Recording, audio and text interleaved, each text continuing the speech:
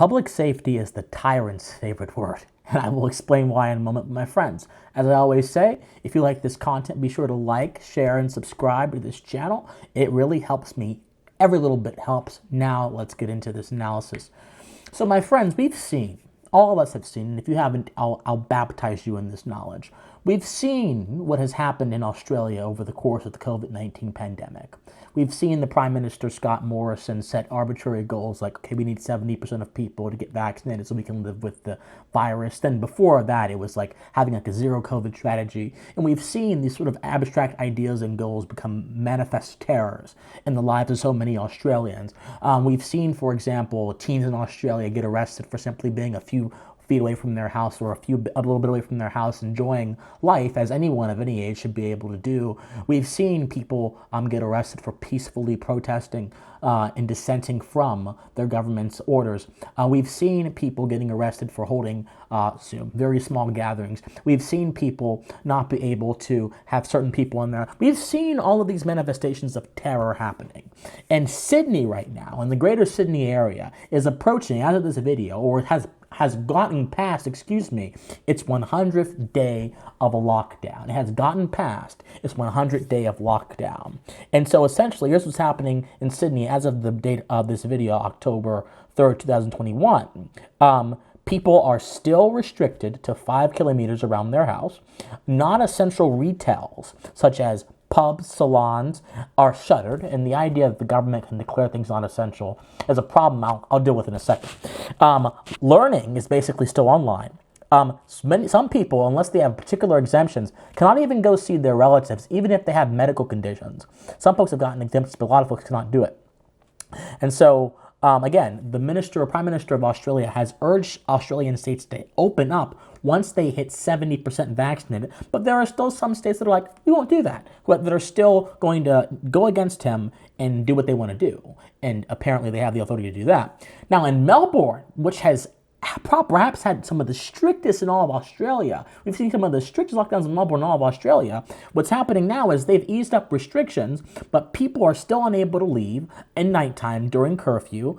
You can still not have people in your house without very few exceptions, and there are still things of that sort going on. So you have the government ordering the structure and form of interpersonal relationships in society in these areas, and they're doing so gleefully, even though they're kind of taking their foot off the pedal and letting people breathe, but letting people breathe within their confined parameters, not letting folks breathe as the government should, away from them entirely, except in the case when they may need intervention from the government power to protect themselves.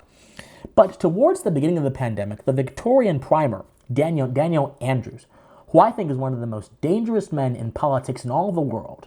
Perhaps he's not as dangerous as Xi Jinping or Vladimir Putin, but he's still quite dangerous in terms of his relationship to the understanding of individual rights. He said when he was critiqued that his curfew at the beginning of the pandemic violated individual rights, he said particularly that his curfew and his restrictions were not about human rights, it is about human life. And this idea that government force preserves human life has been the genesis of so many tyrannical dictatorial measures that I figured, why not analyze this idea of public safety as an intellectual concept and try to get to the very core root of it? My friends, this same excuse has been used, whether it was by Gloria Allred in her recent debate with Dave Rubin, saying that rights are not the important thing here, life is, whether it was by the Bush administration and their sort of passage of the Patriot Act and people who supported the Patriot Act, who said that, one's personal security and privacy is secondary to the aim of fighting terrorism, whether it's to the various governors around the United States, which have drilled that same idea into people's heads. Dichotomy comes up. People like to quote Ben Franklin saying, well, those who trade security for freedom or freedom for security deserve neither, which suggests that there is a balance between the two. Well, I'm here to tell you there is no balance. I dislike the word balance and the concept of balance when it comes to moral issues, because it does not make a commitment. It leaves everything to circumstance. And leaving all moral decisions to circumstance is a few things. Number one, it ignores the existence of very real and concrete moral principles that we need to ensure justice reigns throughout the lands. Number two, it assumes that everything is contextual, and not everything is contextual, and not every decision needs to be contextual. And number three, it assumes that the right answer may not be sufficient in and of itself, or that there may not be a right answer, but a bunch of answers that should be pieced together and understood as the right answer. I don't like the idea of balance. Because if we understand what is right and what is wrong, why would I make a balance between the two? But I'll get into that in a moment.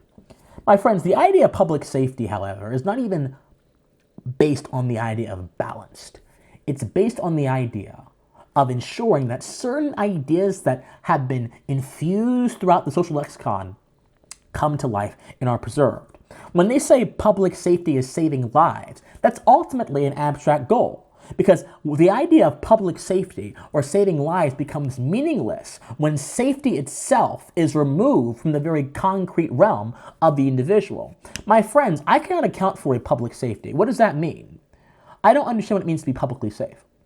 Does that mean that a certain amount of people are not dying or something? Well, death besieges all of us. And there are some terrors, some enemies, such as COVID, such as viruses, that are inescapable by force and that will continue to roll in by force, even if the government uses its mechanisms to try to fight it. That there are just things that are inescapable from us in this world. So a public safety is the protection from people from death, natural death or whatever, then perhaps it's a goal that is misguided. But a public safety is the protection of people, of a large variety of people, from other terrors, such as terrorism, such as kidnapping, such as all other things that would try to destroy them. Terrorism has been the main thing in the Western Hemisphere. Then we should also try to quantify what that might mean in real individual terms. When you say I want to protect people from, I don't know, COVID-19, what you're really saying is you want to sacrifice the freedom of some people to ensure that other people may not be uncomfortable, or to ensure that other people don't have to take the individual responsibility to protecting themselves. Because once again, what does it look like when a populace is safe from COVID-19? That populace, that same populace that is safe from the supposed goal of public safety, is now endangered because their rights, which by the way are connected to human life, I'll get that in a moment, their very rights are subjugated beneath the arbitrary boot of a collective that is enforced by one of these primaries or one of these politicians. So public safety ends up contradicting itself in this context and in many other contexts, because public safety is directly linked with many different measures which jeopardize the individual safety of all of us by violating our rights. You cannot be safe and rightless at the same time. You cannot be safe in a context in which your rights are being violated at the same time. So how do I make this claim? Walk with me here. My friends, what are rights? Rights are not merely impositions on the government to stop them from doing things, although rights tend to have that effect.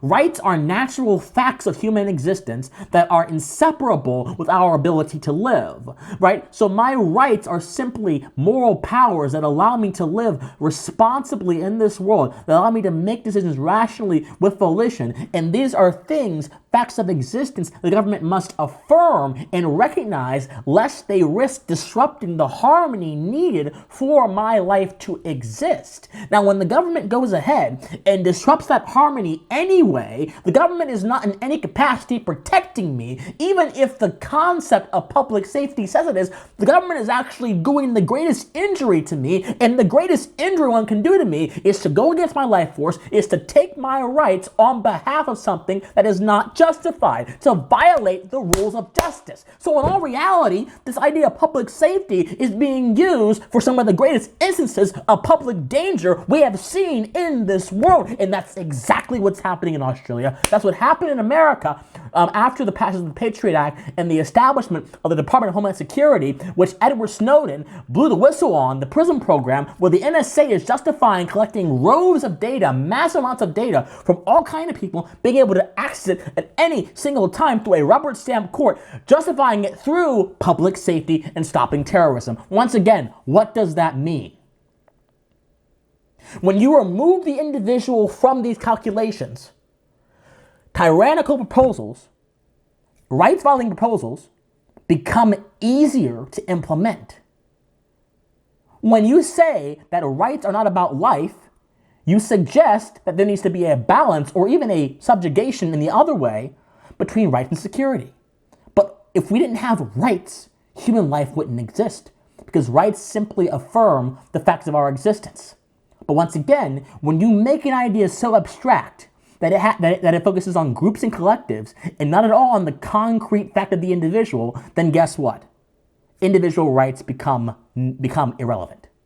That is why public safety is a tyrant's favorite tool, because they can make something so broad, so abstract, that at this point, they can use a utilitarian calculus to account for the majority of people and ignore the minority of people, or ignore individuals who may have different opinions due to their values and their own convictions. They don't matter because, once again, it's about life. Life becomes an abstract idea that is like Play-Doh and is molded in the image, in the vein of the politician. That's what's happening in Australia, and that is precisely what happened in America and continues to happen in America with the various rights violations that happens at the very top of our intelligence apparatus. That's the problem, my friends. That's the issue. This is not simply a matter of balance. This is not a matter of balance whatsoever. We need not balance rights and security. We subjugate the need of security to the necessity of rights. If we understand that rights are absolute, they are indemnity to reality, which is also absolute, they are objective facts of our being, then the goal becomes to secure rights as a fact of human life, not segregate rights as a simple fact of political existence. Because when rights become about political existence, then our very lives are at the hands of whatever politician wants to justify destroying them or manipulating them to ensure their abstract agenda is completed. Think on it. My friends, I love you guys so much. If you love me, patreon.com/officialcwatson, PayPal, officialcwatson@gmail.com, or you can even get me on Locals, christianwatson@locals.com, or you can get me on Discord, most in the comment section down below. My friends, I love you guys so much, and please stay pensive. Bye, guys.